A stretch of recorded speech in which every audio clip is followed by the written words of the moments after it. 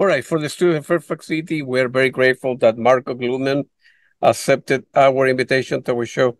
Marco, welcome to the show. Thank you, Claudio, for inviting me. No problem. Marco, let's go back to the beginning of your life. Were you born like in a musical family? I mean, how old were you when you perhaps began taking, I don't know, guitar lesson or piano lesson like all the little kids? I started with a flute. My parents were completely out of the musical scene, so I'm not stemming from the musical environment. I started with flute in the school time. Then I did some guitars, but I never was really good. And then I started singing under the shower, and that's how I was, let's say, discovered during a school trip we had to Rome. Was singing with them with a guitar together. So yeah, that's where it started all. But it's quite late. 17, I would say, I started to create my first band. Oh, wow. Did you, so you were in equivalent of high school. I think in German Yeah, they call it gymnasium, right? So something that's right. right. You're right. That's right. Yeah. And then at the time, you have an inclination to music. You were, playing a little band. Any pressure for your family about forget about music? It's difficult. You're not going to make any money. Go to the university, become a lawyer, become a doctor, whatever, or no Of course, pressure. nobody was ever taking the music serious, and I was sure that it would be quite hard to gain money with that one. So yeah, I started studying. I studied physics. I did that one. I did my PhD on that as well, on the physics way. And then I turned, the science my back, and I went, to the industry as a consultant. So never really thinking about making money with music. It was more or less always a hobby. And then what made you was Sylvan your first band Yeah. or you Yeah. were So, no, first band was called Mirrors Off. That's my, 17 years, 18, 19 years, but quite soon in the, I think, 1994, we created or started to making music together with Chameleon at that time, and then created the name Sylvan out of it. And 99 came our first album. So real band was Sylvan then. Yes, I would say so. And it's 25 years right now, so a long time, yeah. yeah. Do you do anything related to science or since you have a PhD in physics or no, you teach somewhere?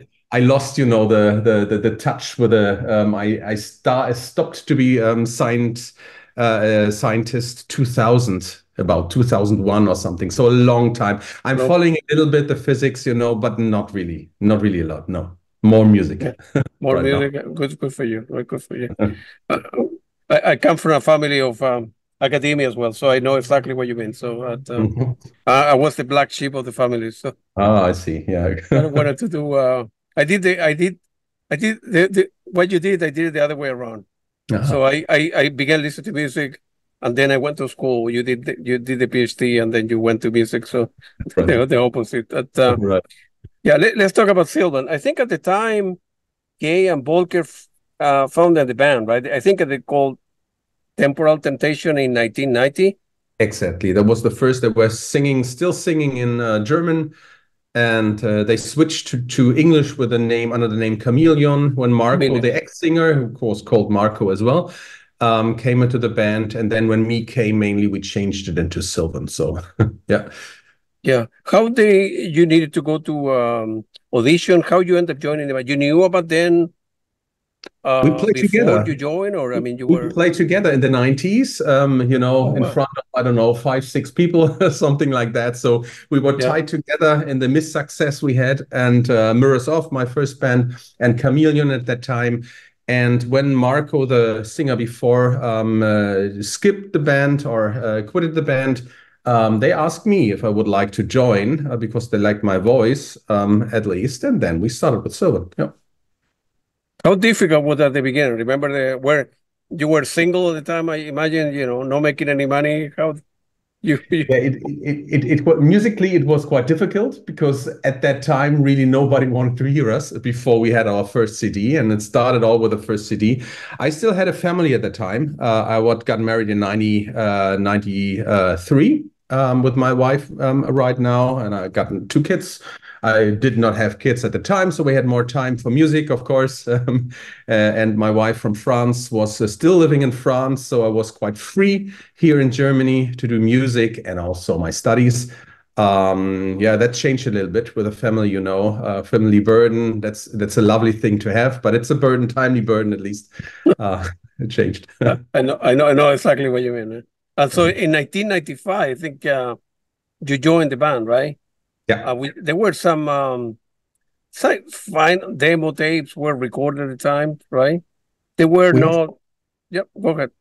we had some old records there at that time. I studied in France in 95, staying with my girlfriend at the time. So we had already, I think, the material for Encounters, which was our second CD, and was working on that while I was in France. And in the meantime, we were preparing the first CD, which came out 99. I was back in Germany. So yeah, that's how it went. I got you. And then at the beginning, so you end up looking at the record. So Deliverance was the first one, then Encounter Yes. 2000, Artificial Paradise 2002, right? Yeah. Yeah, right. Mhm. When was the debate? If you look at the first full record, before X-Ray, were you guys playing in bigger venues? I mean, you went for playing a living room for people, then a club, small venues, and then little by little build an audience. And Yeah. where, yeah, feel free to elaborate on the process. I mean, the first big show was the Baja Prog we had in Mexicali. So this was a great thing. We were still quite young. I think it was in 2000, 2001, something like that. So just before Artificial Paradise. It just started. We had two CDs, means Deliverance and Encounter. So this was, the world open for us, the first time international one. So quite, yeah, exciting time. And then it went that we were get more and more invited by festivals. Then we got, I think, Artificial Paradise, what was quite successful. Which, by the way, during our Mexicali tour, we went also to Las Vegas. That's where we took the pictures. That's where the sound comes from, and that's where Artificial Paradise stems from, at least. And then I think that was the starting point for us to getting more public, to get more festivals, to get more crowds, to get more concerts. Yeah. What about in Europe? Were you playing other countries as well, not just Germany, like France, UK, and were you guys Of course, we opening did. up in Europe as well? Yeah, we did a lot. Of course, normally it's Germany. Most is in Germany, of course, but France Yeah. we play as well quite often. Let's say we did Poland tours. We went to UK, Lithuania. Even we had one gig. Spain, we had one or two gigs. Italy, we had a gig, not a lot, but at least traveling around a little bit. But it's mainly, or even Sweden, but it's mainly focused so Germany, France, Netherlands. That's where's the main focus. Yep. And then you were opening for Marillion as well back in the day, right? Yeah, 2005 in Cologne. Yeah, Yeah. great Wow. excitement as well to be able to do that. And Marillion choose us, I think, even three for us. So yeah, quite exciting. Yeah. Right. Many But we people. did not have a connection there, so that connection did not stay. Perhaps that's your ask because Steve Rothery Yep. playing on my new solo In album the of new Red Hot album. Yeah. Peasant. So, Right. Yeah. but that's not stemming from that time, that Oh, I see. relation. I see. And I read somewhere many people, when they hear your voice, they think about the old Marillion Fish era and so on and so forth, and Mhm. and then before they got the new person. But you're very good at what you do, man. You have a great voice, man. So, Thank you. and you never took like classes or to improve or to get higher notes or lower notes or no No, everything. You know, was no lesson at all. Just, that's training out of the shower. That's what I said. And of course, with the a groups, shower. developed somehow my not really musically skillful voice because as I'm not trained, I'm not really that sure in what I do. But I think perhaps with that I can get more emotions inside because I'm an emotional singer. I sing with my emotional feeling in that sense. Even Yep. sometimes if it's not right in the technical sense, I think that's how it developed. Never took any lessons, no. It's good for you, man. Wow, what talented. That's talent's about. And then so you guys have done very well with Sylvan. You've been touring a lot. What was the motivation to do a record on your own, and we'll talk in a couple of minutes more detail about the record, which is fantastic, by the way. Every track I listened to the album, I don't know, at least 10 times. Great, thank you. So, what was the motivation for you to kind of I don't take the really risk? know. I mean, Yeah. first of all, it was Volker and Johnny who took that risk, because Volker always was keen to do a solo album, without the burdens of doing compromises with the group. Because with Sylvan, it's always compromises. We're doing it together. Then you have, to skip. No, it's that way. So Volker was the first one with Val and Jesper, where he did the Control album, and perhaps at that time I started also because there was a hole from the Corona time and things like that. We did not do many tours with Sylvan, so Volker and me got time, to develop our creativity on our own.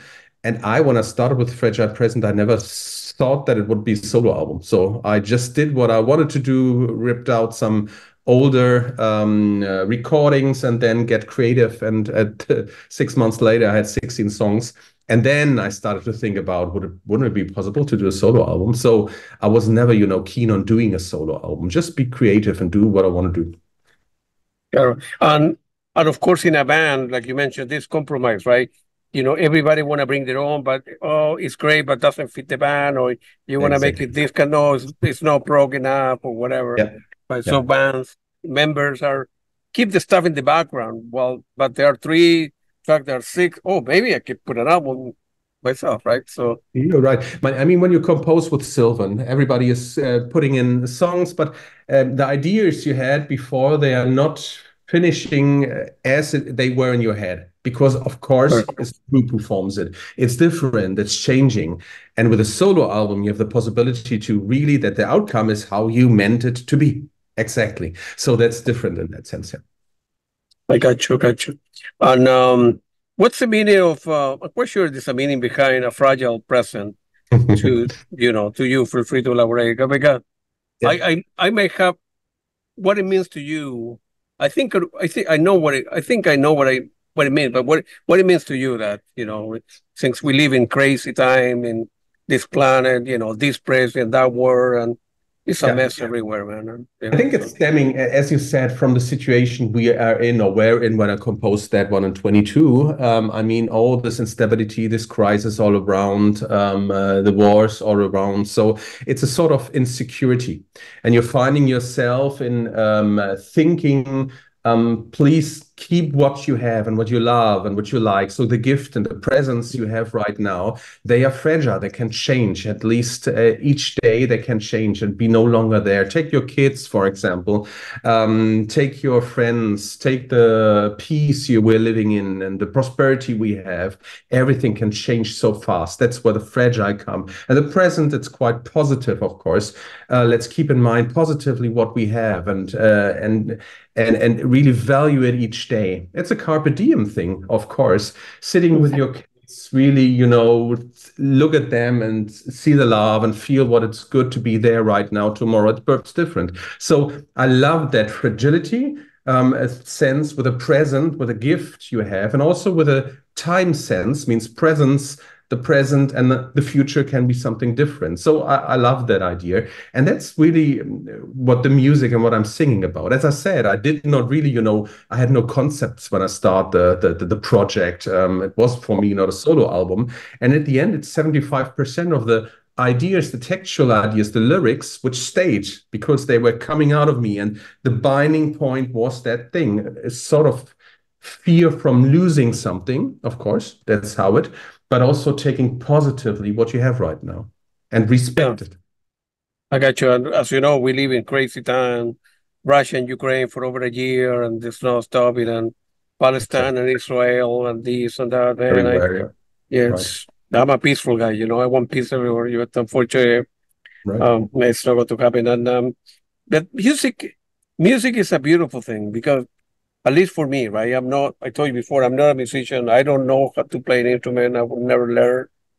But music, since early days in South America, my dad had a lot of music. So I began listening to music when I was literally a baby. And music has given me so much satisfaction in my life, It's a beautiful thing as human being, or put your headphone and forget about the world and the issues and this, and listen to your album, for example, and take Music you is so places. personal, and I think exactly it's taking the emotions, it's giving you, the space for being yourself. There's so a lot of different music out. You can find and dig out what you really live for, or what you really, it's doing something with your heart and with your emotions. I think it can change a lot of things, the music. Yeah, right. Talk more detail about the solo album. So I noticed that people that are with you, Steve Rothery for Marillion, Billy Sherwood from Jazz, Kill and Yogi for RPWL. So how you manage to get a hold of this guy, and do you guys trade favors in a way? You Steve will play a couple tracks with you, and then you sing a couple tracks from his album, or royalty. How does it work? No, not really. The first one who was on my, album was Johnny, because with him I was working on some things. I sent him music which I created, which I composed, and he was doing some guitar solos, which eventually stayed. There are a lot of guitar solos stemming from Johnny, so he was the first one. And then, of course, as I decided, and I sent the stuff after the 16 songs were ready. I selected 12. I sent them to Kal and Yogi because they are our recording house. So we worked with them since home with 120 as well. So we got a lot of confidence and a lot of trust. I sent them and I said, oh, yeah, great. I would like to do that as a solo album as well. And then, of course, they put in the influence. Khaled played some guitars on that. Yogi's doing some, keyboards. And at some point, we had the idea, perhaps we get other musicians inside. Would be good to have, naming and to have some more influence in that one. And the first one was Billy, because there was a part I was singing with me a cappella on Hear Our Voice, and it really didn't work. I did not like to sing with me. I did not like how it sounded. So I asked Yogi, you have an idea for a choir or something like that, a choral? And he said, would you like Yes style? I can ask Billy. He had relationships with him. And I said, yeah, why not? And he did a great job. I did not meet him, nor did I meet Steve personally, but we communicated sometimes, and it's a great pleasure to be able to work with him. It's a remote work we had. We sent him the stuff. He did it. It was great. And then at the end, my eyes are wide open. The solo, which Johnny did before, we said it would fit to Steve. Steve Rothery, Kalle had the idea because they also had relations with him somehow. I don't know how exactly. He would fit really nice on that one. And as Steve is one of, my teenage heroes, I grew up with Marillion, A Misplaced Childhood, the Fish times and the early Hogarth times. So I really loved him and his music. It was created for me. It created something inside of me. It was the beginning of my musical, let's say, career at the same time. And then I said, yeah, why not? Great. And he did that. And he did it really, really nice. It really fitted. So yeah, that's how it came. Good for you, man. How you manage? I mean, when in general, right, artists, fewer and fewer. It's not the case, but it's not my case. But fewer and fewer people are buying vinyl and CDs. Everybody wants the streaming, and then when you have your music Spotify, you don't make any money. You're forced to put in Bandcamp, and you get $90 of the dollar. In one hand, you want to put something out there, but music being a book and so on and so forth. On the other hand, well, I don't want to make any money, so it will take a long time, a lot of headache to put this together. But inside of you, no, I really want to do it. I'm a musician. I should do it. How you manage that stuff? Because it's not that easy, to recover that investment. Time, hire all these people, mix it, mastering, put it up with there, start doing promotion, and replying to people via Facebook, Instagram. It's a lot of work. It's a lot of work. You're right. Of course, I got Kalle and Yogi with Jet a lot of music with our labels, so they're doing a lot of work as well for me. I was investing a lot, of course, not only musician-wise, composing and arranging the things, but also preparing Facebook here and there and things like that. So recording, you're right, a lot of invest, but the invest was never for me to get out money from that one. I'm quite sure I would not earn a single, cent with that one. It's more something, it's the only thing, the first time I do a solo album, so it has to be something special. And I want to invest into that. I want that people hear that. I want to have it also, it's a present for me as well to guard that one. And so it was not for the money, clearly not. No.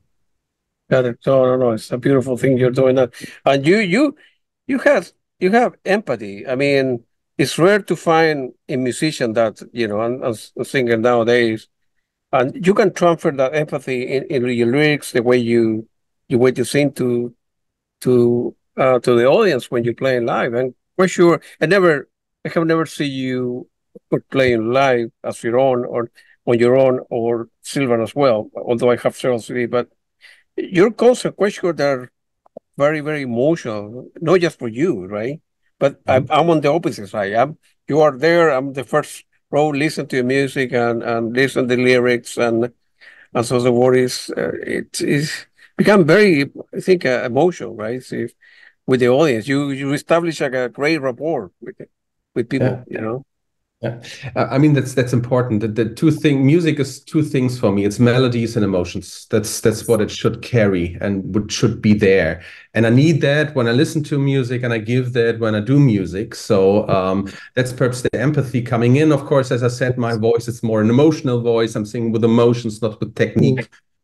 We are no technicians, wanted to be something, completely sophisticated here and there. I think it's emotions which reign, and if it comes to the listener, that's good, and I love that. Yeah, Yeah. Do you get emotional yourself as well at the end of every gig? yeah. Because Sometimes you give everything out. I mean, and then you need to go back to your normal. Your wife could pick you up at the show. You go home and make take a couple hours, man. You know, There's a right? lot of emotions. You're right. For live, also for the recordings, for example, I shed a lot of tears when I pre-recorded Fragile Present, for example. That's a lot of emotions that you put in, and a lot of things. Also with the lyrics I'm producing. Yeah, it is. It is. Yeah, you're right. Good But for you. I won't break down after a concert. I can regather, and and love the time I have and share with the guys. So. Yeah, good for you. I think I read somewhere that Reach Out and Black the Shade Out, there were some that were sessions about 2010, right? So some of them were in the background of your computer hard drive somewhere, and you Exactly. decided, well, I want to revisit it, right? And it started with that one, 2022. I found Black the Shade Out was the first one I think I found somewhere MP3 hidden behind, I don't know where. And I said, wow, that's great. I try to reproduce that one and write to, put new things inside. And that's how it really started. And then it came. Reach Out was the second one, older one, and then I started with the new stuff. And the intro from Black the Shade Out is the old MP3 I found. So the intro is the intro from 2010 somehow, which never found a way to Sylvan because it's no Sylvan song. It would never fit on a Sylvan album. Reach Out perhaps would have been able. I changed the lyrics of the choral a little bit and the melodies, but Black the Shader never have worked. So I started with that one, and then it went, like a rage wave, whatever, 16 songs. Sure. I got it. The track. Well, I like all the album, but there's a couple there that are very important to me. Hear our voice. Feel free to elaborate and more detail how that was put together, because sometimes like people don't know, right? Nowadays, people from different bands, different countries, they're touring, you're touring, you're not in the same room. Or, a lot of them don't live in Germany, right? We say, hey, can we get together for a couple hours on a Thursday evening? No, they don't live in Germany, but touring, this guy is touring. So how you manage? I mean, how you put that together and that beautiful track in particular, which is it really resonated with me. I have to admit, most of the songs really stayed like I pre-produced it. I pre-produced it on my Apple Mac in Logic Pro because I can't really play instruments like the others can. I can't play keyboards, so I use MIDI for that. Of course, vocal I can, and I will, and I do. A little bit of the guitars I played, but the keyboards and the drums are, MIDI programming. And a lot of that soul I put in, a structure also of the songs and the melodies and the harmonies, they really stayed. And Yogi really managed at the end to get that feeling, to get that structure and to keep it. So we don't have to create new things.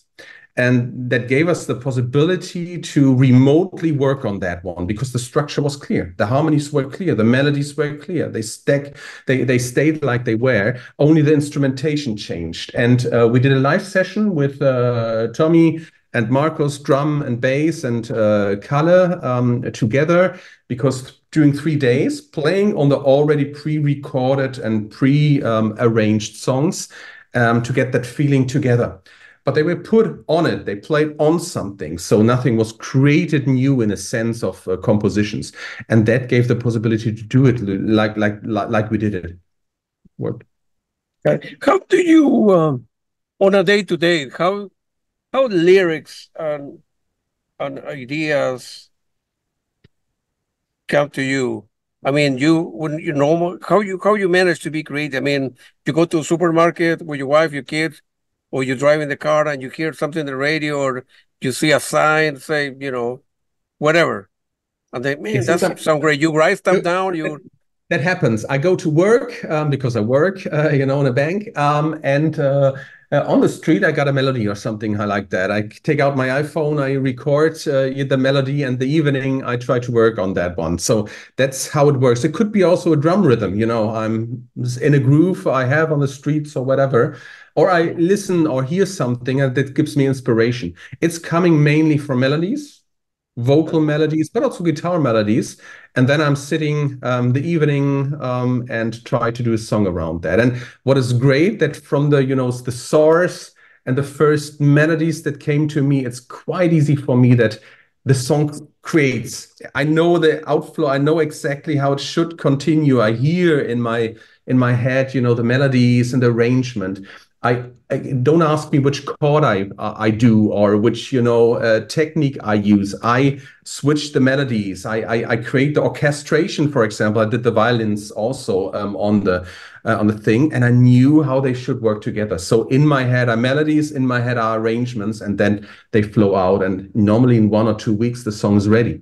That's how it worked at the time. And I'm sure if I would have had in my head, I want to do a solo album and I should deliver it in 2 months, I would never produce anything, would have produced anything. It was just for me. So it came out. And if now, I'm sure if somebody said, oh yeah, it's so great, do a second solo album, I will never be creative on that sense, I'm sure. Good for you. Is it difficult to make...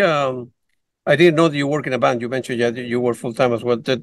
Is it difficult to make a living as a musician, to support a family nowadays? I imagine that because you're not making any money with CDs and vinyl and stuff like that. So people need to, sell T-shirts and meet and greet and tour a lot. And when you have young family, it's hard to do it, right? So what's the balance there?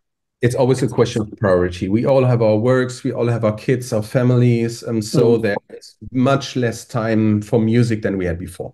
So you always have, to arrange that for preparing tours. We're going on tour. We're not touring a lot. It's 5-10 concerts perhaps a year.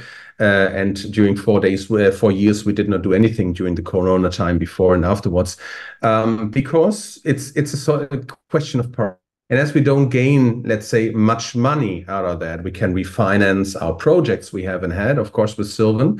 It is difficult, and it's getting more and more difficult. Let's take our families. When I recorded at home, and I have a flat, 100 square meters, so not a house where I can sit in the cellar, do my production studio and things like that.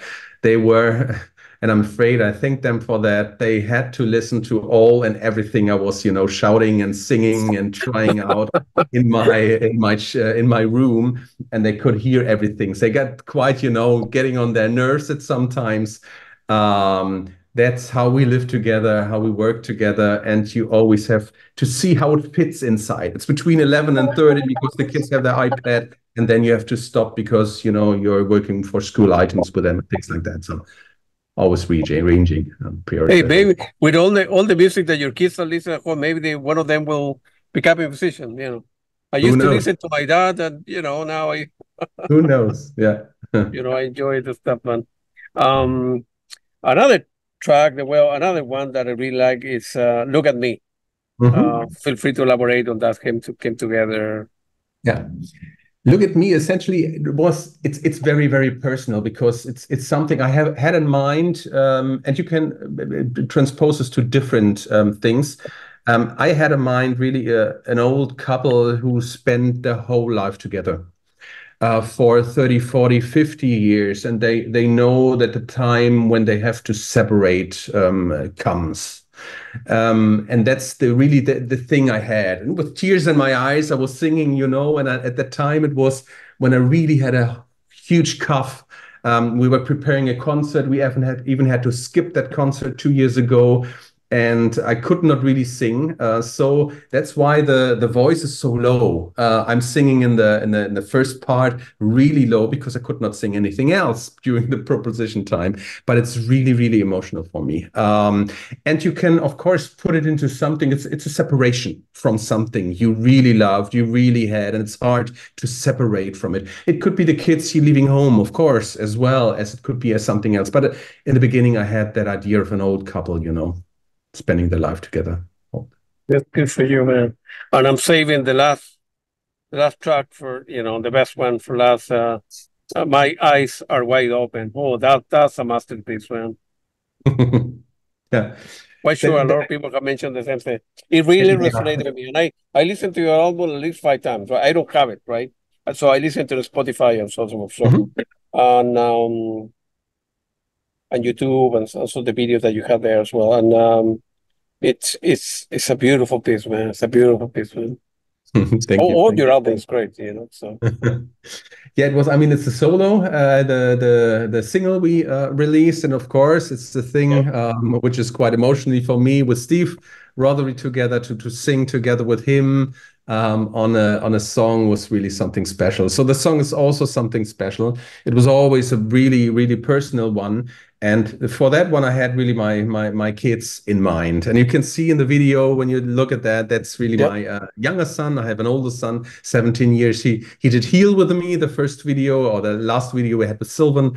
And the youngest son now is in my eyes are wide open. So I had to do this parallel thing for me. And it's him on my shoulder. That's what I said. It's the fragile present we have, the time we spend with our children, knowing that around there's a lot of things happen which could change things, and that's where this fragile present is really coming from. So yeah, personal one.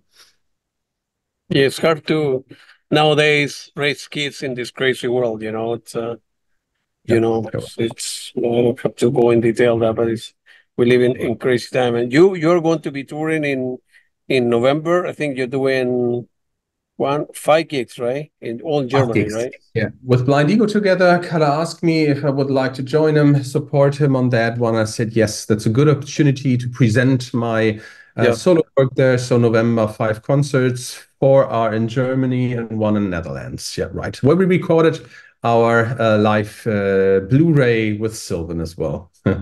I got it. I got it. I got it. I think you guys are doing a recent work like a presentation of the Blu-ray theater or We have, you can see that's the yeah, new t-shirt back to which we life. might Yeah. play back to All right. life. Yeah. So it will be released on the 12th of July, and we will be playing on the Lower Life Festival. That's always a lovely festival. It's the last one. It's in Germany. It's an open air for 5,000-6,000 people, 3 days, and we are proud to be part of that last one, as we were part of the first one. I think it's the 6th time we will play on that show. It's always something special. So there we will present the major parts of our life, Back to Life Blu-ray on stage. Yeah. And then as far as your solo album and your solo tour, are you going to be only performing music of your own? Nothing to do with Silver, right? Are two different things, right? Right. No, nothing to No, do with sense with Blind Ego. It's Sebastian Harnag, our bass player, who will play with Blind Ego as well. So he will play with me, bass as well, we're sharing. But that's no more things with Sylvan. That's really for Blind Ego and for myself. And we have a Christmas Christmas party, Christmas concert, like we have each year in Hamburg. That's what we are doing, but it's quite far for you to come, I Yeah. suppose. Are you going to be record? I mean, any motivation about recording any of We the have tour ideas of doing a new album, would be the 11th album live with album? Sylvan. Yeah, live album we did right now. So next one will be studio album clear. I don't know if we'll be capable to compose until next year to come out something, but we already started with some songs. Yeah, compositions. And then any plan on coming here to United States to? I know you're coming on vacation, but to tour or I know Yeah, it's very expensive to yeah, it musicians is. to play here because they need to play like an entry, like a visa, working visa to play here, and so it's if I have to admit, nothing planned right now. But when you have a new album, perhaps a tour, will bring us also to the States. We played sometimes, not a lot, in Seattle, in LA, in Philadelphia. I think we had one. So yeah, but in Quebec, of course, we played. Those are the main issues, but nothing yet planned. No, sorry. well, if you're interested, I could down the road recommend you a couple of venues that you could play here. I mean, since I live in the border with Washington D.C. and Maryland, there are so many venues, so many venues. Yeah, Every band in the world come this way of to the course. Washington area because the income per capita is much higher and people spend a lot of money in music. It's a lot of record store, a lot of music shop, many venues. So if Yeah. people Next are time, always looking for new gigs and new bands and so we forth. never played in Washington, so it would be great to be there in Washington at that time. Yeah. But one concert would not work. We have to do more. No, you need to do more, obviously, right? Otherwise, it doesn't work. And any looking back in your life, or if you were to focus in the future, anyone you wish you could play with, or you would like to collaborate with? Any, as a kid now, when you were 20, man, I wish one day I could be, being with Marillion and Steve Roddy, this guy playing guitar. You did that already. You know what? Any other dream that you have, man? I wish I had the opportunity I to mean, we play with played with a anyone. lot of Or people we opening for really another one. love, and a lot of, like Marillion, like Fish, like Yeah. Jethro Tull, like Asia, like Wow. Yeah. Spirit, like Porcupine Tree. We played with them all, at least on festivals. So All um, right. that's something we carry with us.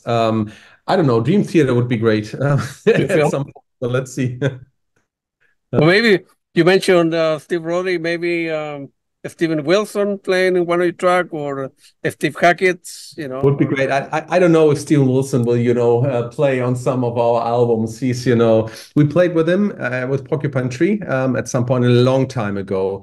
yeah, But I think it's quite hard to get in touch with him, I suppose. But I love him. I love his music. So yeah, why not? yeah. Where the last question, Marco, feel free to elaborate where listeners of this podcast can buy your music and buy your records. Feel free to, give me the URL where people can buy your stuff and how to get a hold of you and, they can get in touch. Yep. They can, of course, they can get our music everywhere: Spotify, Amazon, or Apple Music. It's good Yep. for the musicians if you buy, the CDs Of course. itself. We see a lot of more money than via streaming, clearly on that one, Sure. but you can buy it everywhere. You can buy it on our web shop. That would be the best one, www.sylvan.de, but otherwise, wherever you want. I got it. It was very nice talking to you, Marco. Good luck in your vacation with your family, and good luck with the shows in November. And hopefully, we'll meet up one day and get a cup of coffee or a beer or whatever. It was Why very nice not? talking to you. Thank You're a you. very good musician, man. Thank you. Thank you for that. Thank you. No problem. Thank you.